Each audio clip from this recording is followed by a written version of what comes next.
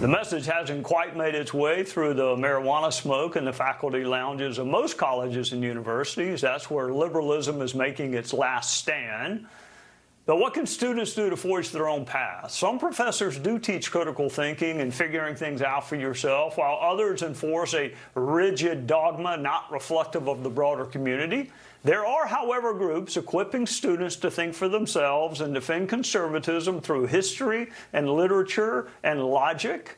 Intercollegiate Studies Institute is one such entity, and we're joined by their regional director, Callie Erk. Welcome, Callie. I don't remember college very well, and my class attendance was not fantastic when I was there, but I'm guessing liberal professors still outpace conservative ones in modern college and university settings. Am I close to right? Yes, thanks for having me on today, Trey. That is certainly right. Unfortunately, across the higher ed spectrum, liberal professors with their ideologies are largely speaking, indoctrinating young students rather than teaching them how to think critically. And conservative professors are in the minority, and they are often blacklisted and shut down for their views that just a few years ago were mainstream. Western tradition, the true story of American history. So we actually at the Intercollegiate Studies Institute, a big part of what we do is support young conservative PhD students to go back into the university and teach students the truth about Western civilization and American history. All right, give us a for instance on how you train students to know what they believe and why they believe it and be able to defend it even when they're dealing with, quote, an adult professor. Great question. So just last summer, we had a whole week-long intensive summer school with our top students from across the country, Ivy Leagues, private schools, public schools, you name it.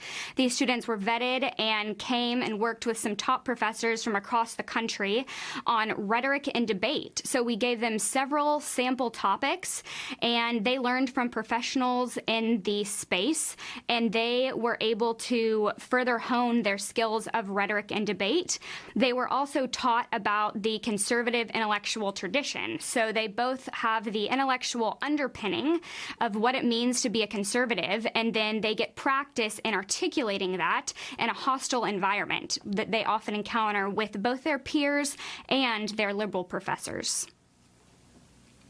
All right, I think, correct me if I'm wrong, I think you majored in great works. So are great works of literature, art, philosophy, religion, are they still relevant in today's culture? Can you still use those great works to train the minds of students today?